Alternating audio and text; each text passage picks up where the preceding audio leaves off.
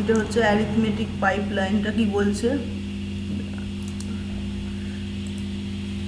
Pipeline arithmetic units are usually find in very high speed computer.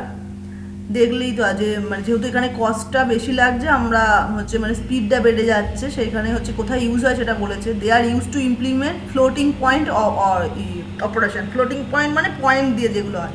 এতদিন ছিল মানে ছিল ইন্টিজার নাম্বারে, multiplication of fixed point numbers and similar computations encountered in scientific problems. A pipeline multiplier is essentially an array multiplier. আচ্ছা, array multiplierটা তো ওই পরে বলেছে, সেটা এখানে বলেনি।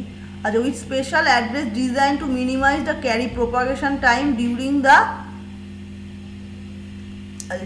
through the partial products. Floating point operations are easily decomposed into sub operations. ওগুলো পরেই সব বলেছে এখানে, ঠিক আছে, আগে ওটা দেখার দরকার নেই। এখানে বলছে the inputs to the floating point adder pipeline are two normalized floating point binary number.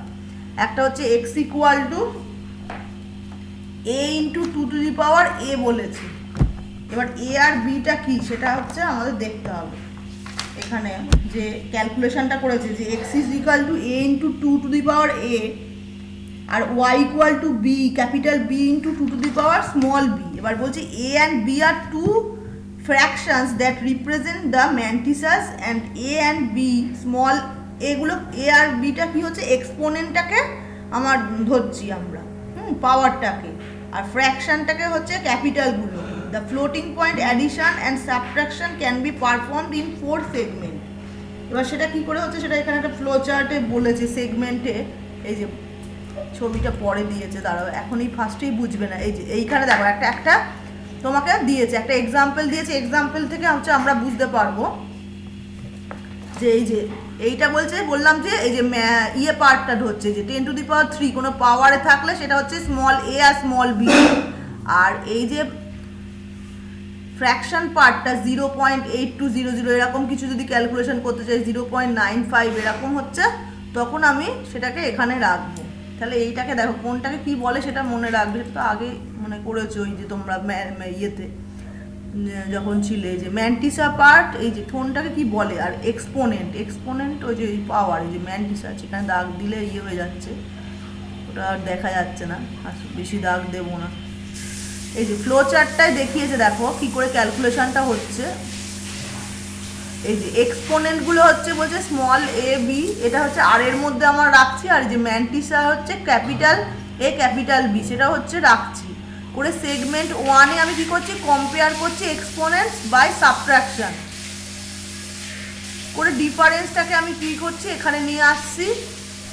তারপর হচ্ছে আর এর মধ্যে দিয়ে আমরা হচ্ছে কি এক্সপোনেন্টটাকে আবার সেগমেন্ট 2তে আমার চুজ করে অ্যাডজাস্ট করছি এক্সপোনেন্ট, মানে গুণটা আমি কি করে করছি মাল্টিপ্লিকেশন। আচ্ছা, pipeline for floating point addition and subtraction, এই যে অ্যাড অর সাবট্রাক্ট ম্যান্টিসা। এই দেখো এই এক্সাম্পলটা আগে পড়ি, তাহলে ব্যাপারটা বুঝতে পারবে আরো। এই যে the two exponents are subtracted in the first segment to obtain 3 minus 2 equal to 1। হ্যাঁ, এই যে 3 10 টু দি পাওয়ার 3 থেকে 10 টু দি পাওয়ার 2 মাইনাস করলে হচ্ছে কি একটা 10 পড়ে থাকছে। দ্য লার্জার এক্সপোনেন্ট তাহলে কে, এ হচ্ছে বড়, এক্স এর এক্সপোনেন্টটা is chosen as the exponent of result, তাহলে যেটা বড় হবে সেটাই হচ্ছে রেজাল্টে থাকবে। দেখো এইটা হচ্ছে রেজাল্ট,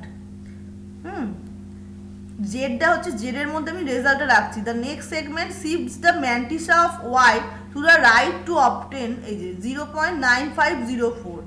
আর এই যে এইটা হচ্ছে আমরা একটা শিফট করছি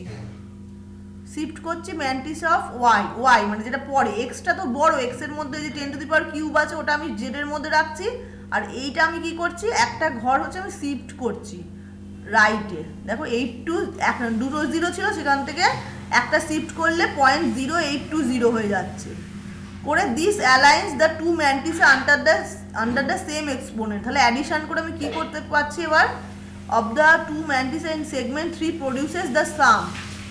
এইবার আমি যোগ করছি, দেখো 4 2, এই যে যোগটা জাস্ট এমনি যেমন আমরা করি, আর 8 আর 5 যোগ করলে কত হয়, 13 3 করে 1 রইলো, তাহলে 9 আর 1 10, 1 বেড়ে গেল, তাহলে 1.0 এরকম হচ্ছে। এইভাবে আমি অ্যাডিশনটা করছি। তাহলে সি একটা এই যে ওইটাই আবার ফ্লো চার্টে লিখেছে যে এক্সপোনেন্টসটা নিচ্ছি আর এই যে ম্যান্টিসাটা করে আমি কম্পেয়ার করব। এবার কম্পেয়ার করে যেটা বড় হবে সেটাকে আমি রাখছি রেজাল্টের মধ্যে করে অ্যাডজাস্টটা করব কি শিফটটা করব সেটাও হচ্ছে এই যে করে আমি পাচ্ছি রেজাল্টটা। একটা ঘর শিফট করে তারপর আমি যোগটা করছি। এই দেখো এখানে বলেও দিয়েছে স্টেপগুলো। Compare the exponents, align the mantissa,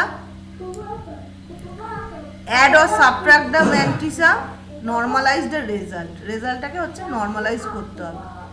এই যে হ্যাঁ হ্যাঁ বলো কিছু আরো আস্তে আস্তে। এই যে ম্যান্টিসা তো বলছে এই যে ক্যাপিটাল এ আর বিটা ফ্যাক্টরসটা এই যে পয়েন্টের পর যেগুলো থাকে সেগুলোকে বলে। তো আমার তো ইন্টিজার রিয়েল নাম্বার আমরা রাখছি, ফ্লোটিং পয়েন্টের দুটো। আচ্ছা ফ্লোটিং পয়েন্টটা তোমরা ওই জায়গাটা ছিল, ফ্লোটিং পয়েন্টের যে অ্যারিথমেটিকটা ছিল ওখানে বলা ছিল, ওই গানটা পড়োনি তাহলে ওটা তোমার পাবে ওই চ্যাপ্টারটা। ফিক্সড পয়েন্ট একটা ছিল, ফিক্সড পয়েন্ট রিপ্রেজেন্টেশন, আর একটা হচ্ছে ডেসিমাল ফিক্সড পয়েন্ট। এই যে তা পেয়ে গেছি চ্যাপ্টার। দেখো সেকশন 3 এর তোমার তো আবার পেজ নাম্বার মেলে না বলে 83 পেজে আছে। ম্যান্টিসা এটা হচ্ছে ইংলিশে এগুলো।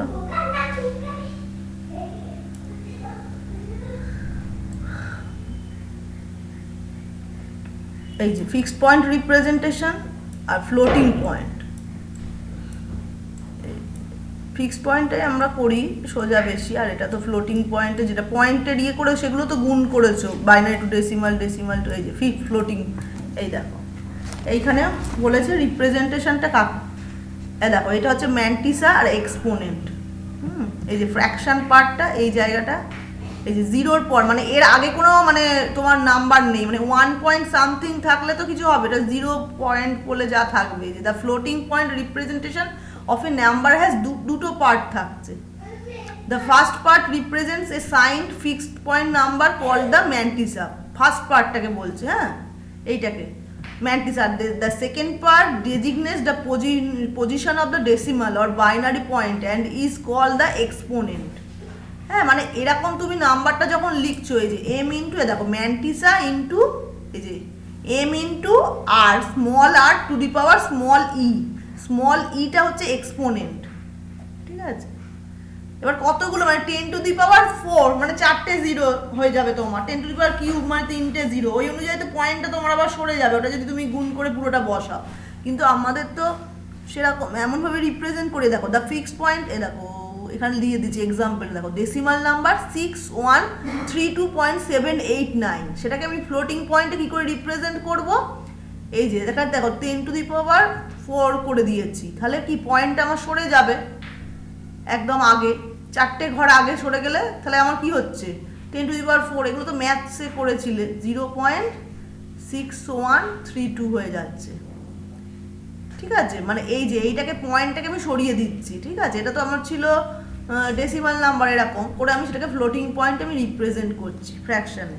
The value of the exponent, দেখো the value of the exponent indicates that the actual position of the decimal point is 4 positions to the right. মানে এইখানে হচ্ছে তো আমি তো এরকম ভাবে রিপ্রেজেন্ট করেছি, কিন্তু অ্যাকচুয়াল পজিশন কি যে আমার ডান দিকেও যে শিফট করবে, ওই জন্য আমি ওখানে করছি কি আমাকে দেখছে যে যেটা বড় সেই অনুযায়ী আমার শিফটিংটা হচ্ছে। এখানে দেখো 4টে ঘর পরে আমার কিন্তু আসল অ্যাকচুয়াল পজিশন, কিন্তু আমি রিপ্রেজেন্ট করেছি এরকম ভাবে, সেই জন্য এরকম হয়েছে। সেটাকেই আমার বলছে তাহলে এই এক্সপোনেন্ট পার্টটা থেকে আমি পাবো যে ডেসিমাল পয়েন্টটা কোথায় আছে। This representation is equivalent to the scientific notation. দেখো এটা হচ্ছে positive number 0.61 into 10 to the power 4, ঠিক আছে। এরকমভাবে রিপ্রেজেন্ট করে। Floating point is always interpreted to represent a number in the following form. এই যে small m into r to the power e, floating point representation. Only the mantissa হচ্ছে কি m, small m and the exponent e are physically represented in the register including the sign. সাইনটা আমার রাখতে হচ্ছে কারণ এখানে সব পজিটিভ, নেগেটিভ কিছু নেই। নেগেটিভ হলে আবার তো নিচে নেমে যাবে, 1 ডিভাইডেড বাই হয়ে যাবে 10 টু দি পাওয়ার -2 যদি থাকে, তার মানে কি 1/10 স্কোয়ার মানে 100 আর কি। এ দেখো দা ই আর এখানটা ভালো করে পড়তে হবে তোমার ফ্লোটিং পয়েন্টটা বুঝতে গেলে।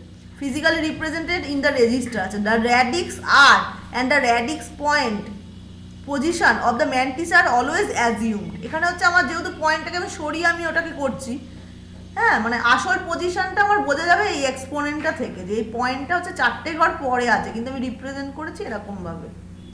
আচ্ছা, the circuits that manipulate the floating point numbers in registers conform with these two assumptions in order to provide the correct computational result. হয়ে গেল এই ফ্লোটিং পয়েন্ট বাইনারি নাম্বার। দেখো বাইনারি নাম্বারটা কি করে রিপ্রেজেন্ট করছি, ওটা তো ডেসিমাল নাম্বার ছিল। এই যে similar manner except that is it uses base 2। হ্যাঁ এখানে হচ্ছে বেস 2 হচ্ছে আমার ইউজ করবো, কারণ 10 ইউজ করবো না, ওটা তো ডেসিমালে 10 থাকবে। আর এখানে দেখো small m into to the power e, এখানে হচ্ছে টু দি পাওয়ার কটা থাকবে। দেখো দেখো এরকমভাবে একটা করেছে, একটা নাম্বার নিয়েছে, এগুলো সোজাই। দেখো 1001.11 রিপ্রেজেন্ট করছি আমরা 8 bit fraction and 6 bit exponent. ঠিক আছে, আমরা কি পয়েন্টটা আমাকে 4 ঘর সরিয়ে দেবো, এখানে 01 তো তোমার একটু মানে গুলিয়ে যাবে। যাই হোক দেখো ফ্র্যাকশন পার্টে দেখো has a 0 in the left most position to denote positive.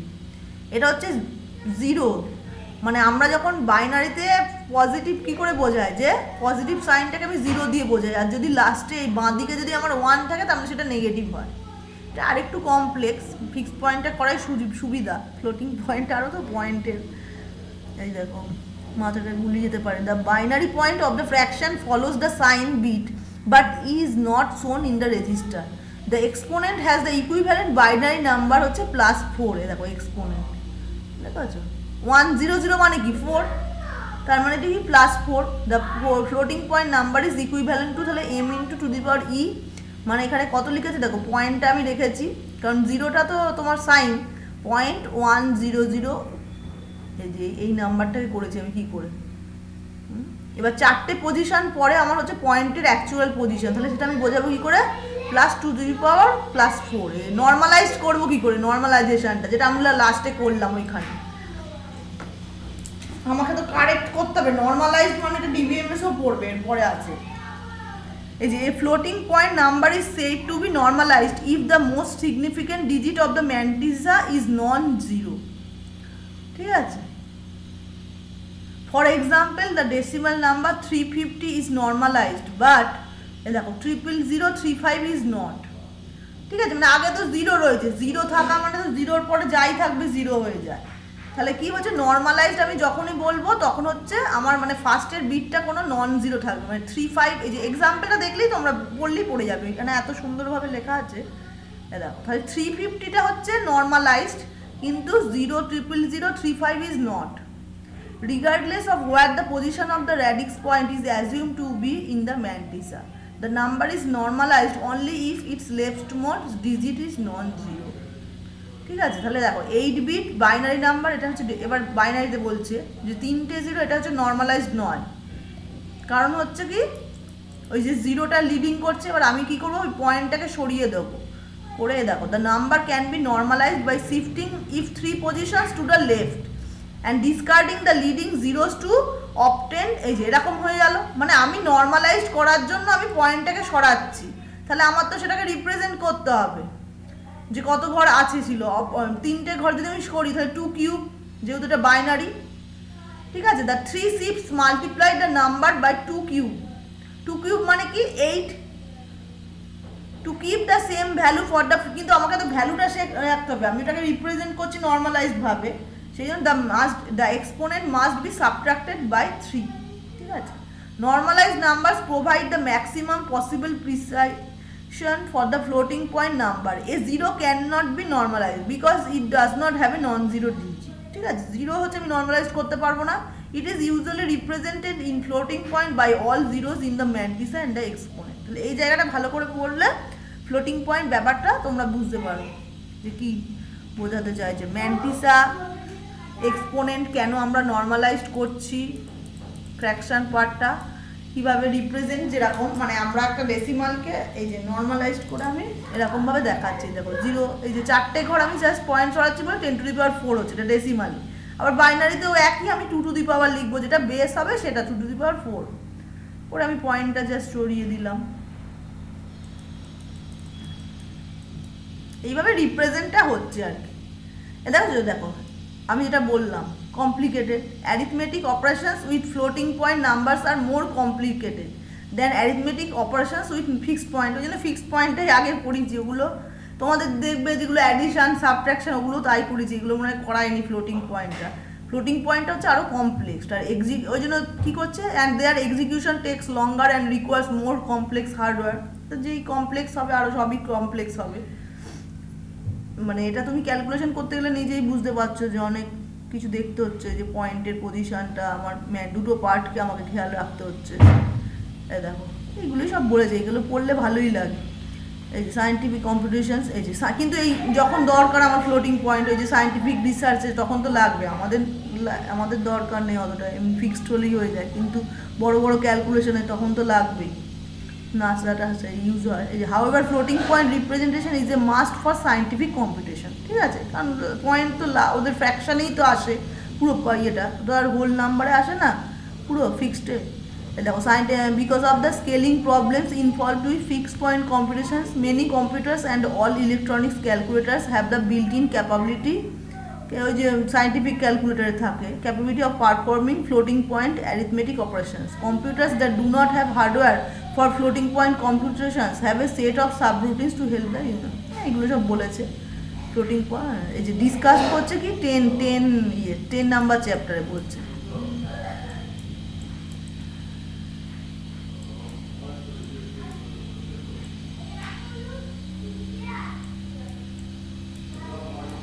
এইখানে ভালো করে আছে, এই যে এই পেজ, এইটার প্রথম চ্যাপ্টারের এই যে ফিক্সড পয়েন্টের পর ফ্লোটিং পয়েন্ট বলা ছিল, এই যে নাইনস কমপ্লিমেন্ট এগুলো করেছিল তো, ওয়ান্স কমপ্লিমেন্ট, টুস কমপ্লিমেন্ট।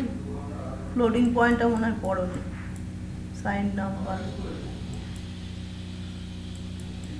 হ্যাঁ, আর ওই প্র্যাকটিক্যালটা করাতে গিয়েই তো আবার এইগুলো আর থিওরি পড়াবে টাকা। আবার C++টা এমন হয়েছে, সিটা তোমরা তুমি জানতে সিটা অনেকে জানে না বলে প্রবলেম হচ্ছে। এইবার C++ দুটো শেষ কর।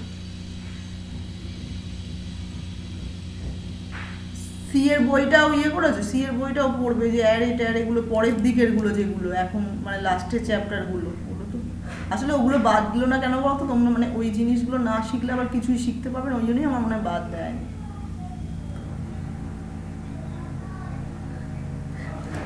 আমার মনে হয় কি বলো তো, লাস্টের দিকগুলো থেকে অতটা কোশ্চেন আসবে না, তাই হয় আমাদের সময় তাই, কিন্তু ওটা তোমাদের মানে কি বলতো, এটা ইউজিসির এই যে ন্যাকের থাকে তো, মানে তোমাকে ওটা জানতেই হবে, মানে ওটা অফিসিয়ালি তোমাদের বলতে পারবে না। আমাদের এই যে মিটিংগুলো হয় না তখন বলে, কিন্তু মানে সবাই বলে যে এই এত নাম্বারের পর থেকে, মানে সবার মধ্যে একটা আন্ডারস্ট্যান্ডিং থাকে যে এরপর থেকে আর কোশ্চেন হবে না, এরকম, বুঝেছো?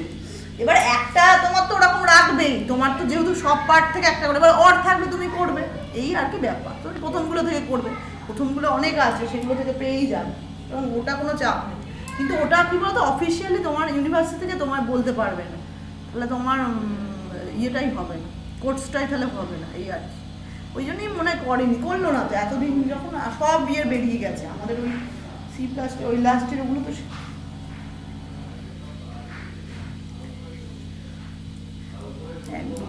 চারটে তো পেপার, এরা চারটে পেপার না, প্র্যাকটিক্যালগুলো তো আলাদা টাইমে থাকে, থিওরি তো দুটো পেপার, সোজা কথা। প্র্যাকটিক্যাল তো আলাদা টাইমে থাকে, প্র্যাকটিক্যাল বলে দেবে দুটো পেপার তোমাদের পড়বে, থিওরির কোশ্চেন আসবে, ওটা থাকবে। আর তোমার ওই একটা অনেকই তো কম এখন হয়ে গেছে, ওই ম্যাথ ওই রাখবে। জেনারেলগুলো অনেক সময় একই সাথে পড়ে যায়, অনেকের পড়ে, সে তোমার ওরকম কম্বিনেশন নেই, তোমাদের পড়বে না আলাদা। শোনো, ফার্স্ট 4 দিন মানে এরকম মানে সব অনার্স হয়, সবার অনার্স, এবার যার যেটা অনার্স আছে সেই পেপারটা পড়বে, 1 থিওরি 1 এরকম করে থাকে মানে রুটিন। এবার তোমার এক একজনের তো এক একটা সাবজেক্ট, সেটাই। আর জেনারেলটা অনার্সে তাহলে তোমার কী করে পড়বে, একদিনে তো একটাই পড়বে, বুঝেছো? শিফট তো থাকে দুটো শিফটে, এবার একটা শিফটে প্রত্যেকদিন একটা করেই হবে। এবার পরপর মাঝখানে 2-3টে কি গ্যাপ থাকবে, অত আর দেবে না। সেমিস্টার সিস্টেমে তো তাই হয়, মানে এই CBCS সিস্টেমটা তো মেনলি ইঞ্জিনিয়ারিং কলেজে যেরকম হয় সেরকম, ওখান থেকে নিয়েছে, চলবে না, পাচ্ছে না, প্রচুর টিচার দরকার। অর্ধেক কলেজে এত খাতা দেখতে পাবে, সবাই করছে, হয় নাকি কোনো এত ইয়ে মানে প্রচুর টিচার, প্রচুর ক্লাস, সিবিসিএস সিস্টেম হচ্ছে না তো, উঠে যাবে, চেঞ্জ হয়ে যাবে। বলো ও ওই তো 10টা থেকে 12টা থাকবে এরকম। প্র্যাকটিক্যাল পরে, প্র্যাকটিক্যাল নিয়ে, প্র্যাকটিক্যাল কোনো পরীক্ষা হবে না তোমাদের, এক্সটার্নাল নেই তো কোনো ব্যাপার না, প্র্যাকটিক্যাল আমাদের মতো নিয়ে নিতে বলবে, সেই অনুযায়ী আমরা ফেলবো। থিওরিটাই আসবে দুটো। হ্যাঁ যেমন 40 নম্বরে তো 2 ঘন্টারই তো আছে লেখা, তোমার তো কোশ্চেনই লেখা আছে 2 ঘন্টায়, যেমন 2 ঘন্টা ওরা আগেই দিয়ে দেয়, ওরা ইউনিভার্সিটি পোর্টালটা তুমি করে খুলে রাখবে, ওয়েস্ট বেঙ্গল, ওখানে আগে পেয়ে যাবে, ঠিক আছে। আর আমরা তো এমনি দেবোই, সে ওখান থেকেই দেবো, ওখানেই দেখবে একটা ওই wbsuexam.net বলে থাকে না, এই তো 40 নম্বরে 2 ঘন্টায়, আর লাগবে না। এখন তো অনেক কম, আগে 100 নম্বরে 3 ঘন্টা করে হতো, 3 ঘন্টা 4 ঘন্টা দিত তখন, আরও আগে, এখন তো অনেক কমে গেছে।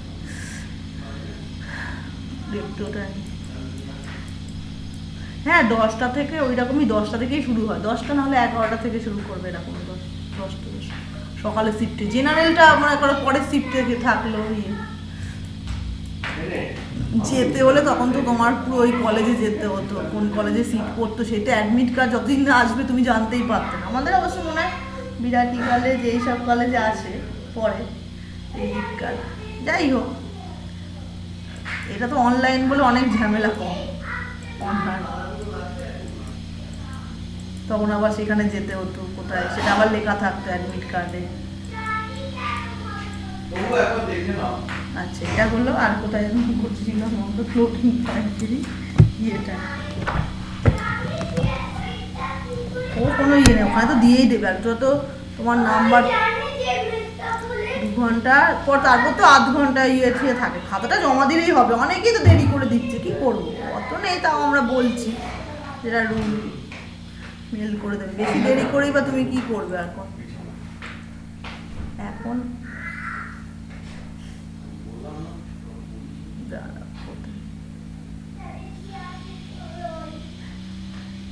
এই অনলাইনে পরীক্ষা নিয়ে কোনো চাপ নেই, এর পরেরটা অফলাইন হবে, সব খুলে যাবে যেই, তখন ওইটা তোমাদের নতুন হবে, তোমরা তো এটার এক্সপিরিয়েন্সটা হলো না। তবে যাই হোক এর পরের বার মনে হয় ইয়েটা সিলেবাসটা সরেছে, C++টা সোজা ছিল, ডেটা স্ট্রাকচারটা তো তোমাদের নেই এখন মনে হয়, ওটা ডেটা স্ট্রাকচারটা জানলে ওই লিঙ্ক লিস্ট অ্যারে, হ্যাঁ জাভা তো সোজা, হ্যাঁ জাভা সোজা, ইয়ে প্র্যাকটিক্যাল বেসড সাবজেক্ট, থিওরিটিক্যাল এখন তো সবই বাদ দিয়ে দিয়েছে, কোনো চাপে নেই, সবই আছে জাভা। আর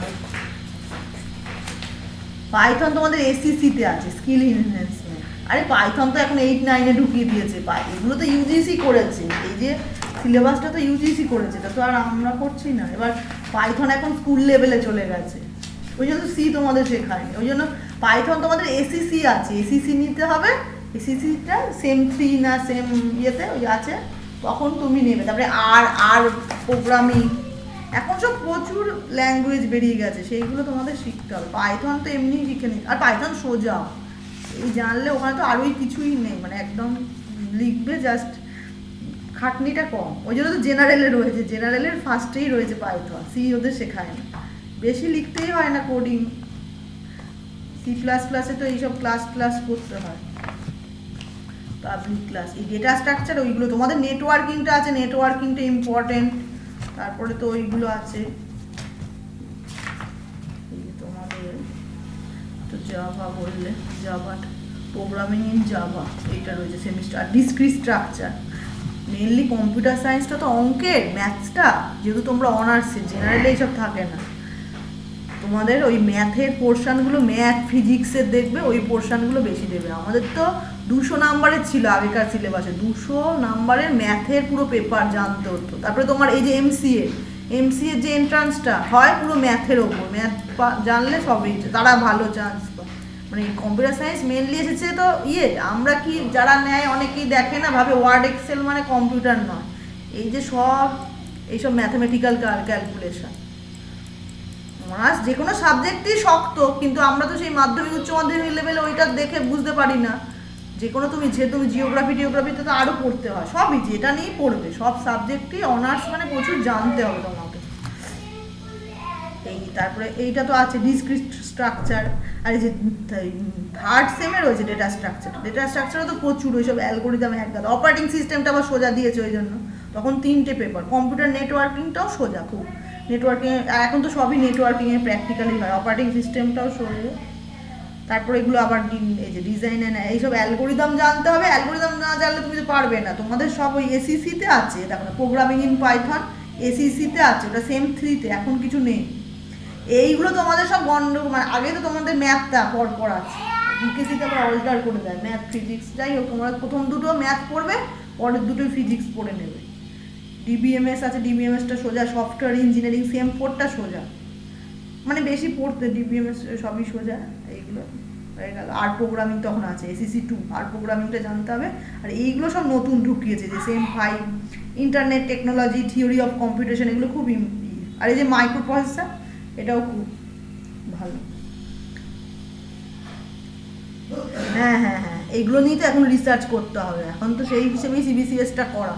এরপরে তো আরও বলছে রিসার্চ লেভেলে, যাতে আর্টিফিশিয়াল ইন্টেলিজেন্স, এআই, কম্পিউটার গ্রাফিক্সও প্রচুর ম্যাথমেটিক্সের, এই মোটামুটি বিগ ডেটা, ডিজিটাল, এগুলো একদম নতুন। এগুলো মানে টিচারদেরই করাচ্ছে আর কি, তোমার ওয়ার্কশপ করা করছে ইউনিভার্সিটি থেকে, এর আগেই মানে করিয়ে দিয়েছে সেগুলো নিয়ে। এবার ক্লাউড কম্পিউটিং, এই যে এগুলো তো আবার থাকবে, ডিএসসি থাকবে, ওই যে কোনো NE2, যেরকম তোমার project, digital image processing, big data, cloud computing, data মাইনিংটা ডিবিএমএস থেকে, এইগুলো সব অনেক দিয়ে দিই। এই তো এই ফার্স্ট ইয়ারেই তোমাদের এইটা পিছিয়ে গেল বলে তো টাইমটা নষ্ট হয়ে গেল। জাভাটা শিখবে সেই, আর ডিসক্রিট স্ট্রাকচার তো পুরোটাই থিওরি, কোনো প্র্যাকটিক্যাল নেই, সবই গন্ডগোলে হবে। আর ভোট হয়েও দেখো আবার কে জিতবে না জিতবে, সেটা নিয়ে আবার গন্ডগোল। এইবারে ভোটটা তো প্রচন্ডই বাজে বাবা, এবারে তো 8 দফা, যতদিন না রেজাল্ট বেরোচ্ছে ঝামেলা চলবে। হ্যাঁ, এই এত ভোটের ডিউটি আসছে করোনার জন্য, কোনোবার এত বুথ হয় না, মহিলা বুথ সবাইকে দিয়ে দিচ্ছে, এত লিস্ট পাঠিয়ে দিচ্ছে। আমাদের সবার এসেছে, খালি আমাদের 2 জনের আসেনি মোটামুটি, এখনো জানি না লট পাঠাবে না, ওরা রিজার্ভ করে রাখছে, আবার ভ্যাকসিন দিয়ে দিচ্ছে, সব অনেক কিছু ঝামেলা। এই তো সম্রাট স্যার গেছিল আগের দিন, ব্যারাকপুরে হলো ট্রেনিং, অনেকেই গেছে, সব হচ্ছে, কালকেও ছিল সারাদিন তো না, আবার যেদিনকে হবে, আর প্রিসাইডিং অফিসার সব ওই গিয়ে থাকতে হবে, অনেক ঝামেলা। মানে পরীক্ষাটা হয়ে গেলে তার মধ্যে আবার এই সব চলছে, পরীক্ষার আবার আপলোড করতে হবে। তোমাদের যেটা ছিল না, ওই যে C++, সেই প্রোগ্রামিংগুলোও তো করেছে প্রচুর। এরা এত মানে সিলেবাস দিয়ে রেখে দিয়েছে, ইউজিসি, যা মানে যত প্রচুর মানে জানতে হবে।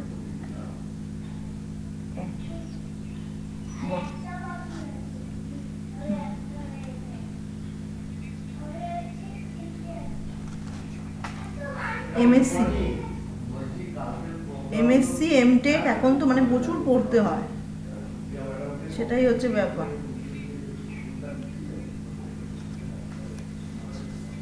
হ্যাঁ, না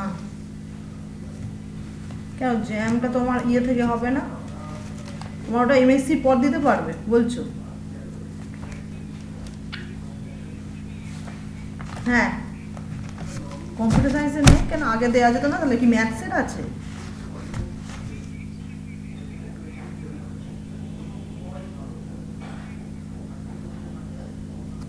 ISI থেকে তুমি করলেও না, দেয় তো, আমাদের কলেজে তো পড়তো আগে, এই কি বলে সিট পড়তো প্রচুর, তখন গার্ড দিতাম। জ্যামের কম্পিউটার সায়েন্সে নেই, না কম্পিউটার সায়েন্স থেকে কেন যাওয়া যাবে না? ওটা তো জ্যামে তুমি বসতেই পারো। আর এইটা তো গেট। হ্যাঁ, এমটেকটা করলে কি অনেকটা জানতে পারো, আসলে এত জিনিস হয়ে গেছে, কত ল্যাঙ্গুয়েজ চলে গেছে, মানে কোনো দিনই শেষ হবে না জানা।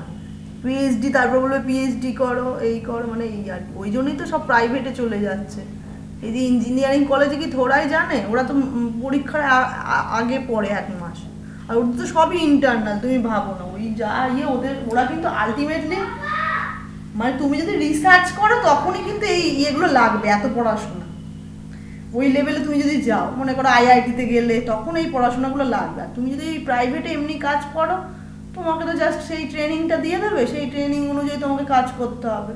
যেরকম প্রোগ্রামিং মানে ভালো লেভেলে তুমি যদি কাজ করতে চাও তখন কিন্তু এগুলো লাগবে। তুমি মনে করো জাভাটা ভালো করে শিখলে সেই হিসেবে।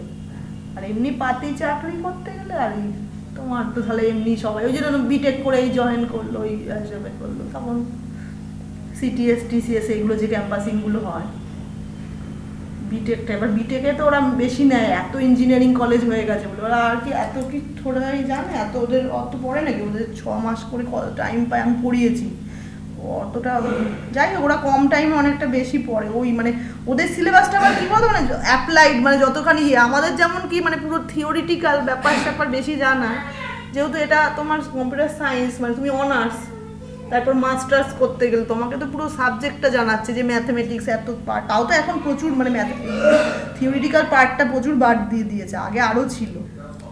ওগুলো যেহেতু অ্যাপ্লাইড ইয়েতে লাগে না বলে এখন সব এই যে সব ঢুকিয়ে দিচ্ছে সি প্লাস প্লাস জাভা এগুলো, বা আরও বেশি বেশি করে। তো তুমি এমটেক ওই পড়তে গেলে আর কি টাইমটা বেশি লাগবে ওটাই। এবার তোমার যদি টাইম থাকে পড়াশোনাটা করে যাওয়া ভালো। একেবারে পরপর যদি তুমি পড়াশোনাটা করে যেতে পারো, মানে একবার চাকরি করতে ঢুকে গেলে না পড়াশোনাটা আর হয় না, এই আর কি। এবার তোমার যেটা হাতে যদি টাইম থাকে, বাড়িতে যদি কোনো না থাকে তোমার, আর তুমি যদি পড়তে ভালোবাসো পড়বে, আর না হলে যেমন তুমি তুমি কোন দিকে যাওয়ার ইচ্ছা?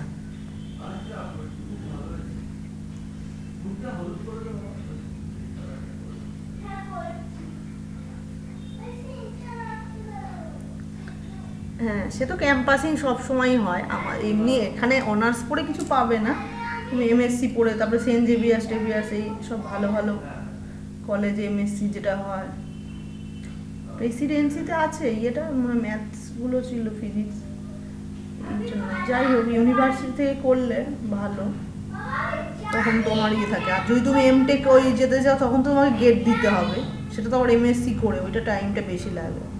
বিটেক এমটেক যে হ্যাঁ এখন কি 2 বছর না 3 বছর, এমটেক 2 বছর, তো 2 বছর অনেকে বিকেলেও করে। সিইউতে যাও তো কম খরচা, যেটা রাজাবাজার সায়েন্স কলেজ, ওখানে যদি ডাইরেক্ট চান্স পেয়ে যাও, ওখানে সরকারি অনেক কম খরচ, আর ওখানে অনেক কিছু আছে। পরপর একজন আমার বন্ধু ছিল, সে অনেক কিছু যে পরপর ওখানে পিএইচডিটাও হয়ে যায়। ওখানে তুমি ওই রকম টাইপের ইয়েতে ঢুকলে, বা যদি পিএইচডি না করার থাকে তো ইঞ্জিনিয়ারিং কলেজে সেই, আর চাকরি কি সেরকম থাকছে প্রাইভেটে বিটেক করে? হ্যাঁ, তো এখন চলছে। আর এই টিচার লাইনে যেতে গেলে তোমার বেশি পড়াশোনা করে ওই নেট করতে হবে, নেট স্লেট এগুলো দিতে হবে, পিএইচডি এইসবে করতে হবে। পিএইচডি যতদিন এখন তো নেট স্লেট করলেই হবে, ওই করে কলেজ সার্ভিস কমিশন এইসবে। তো জানি না, চাকরি ফাকরি দিন দিন কমে যাচ্ছে, তো টিচার বলছে এত স্যালারি টিচার রিক্রুটমেন্টই করছে না, কিন্তু সিবিএসই সিস্টেমে প্রচুর লাগবে জানি।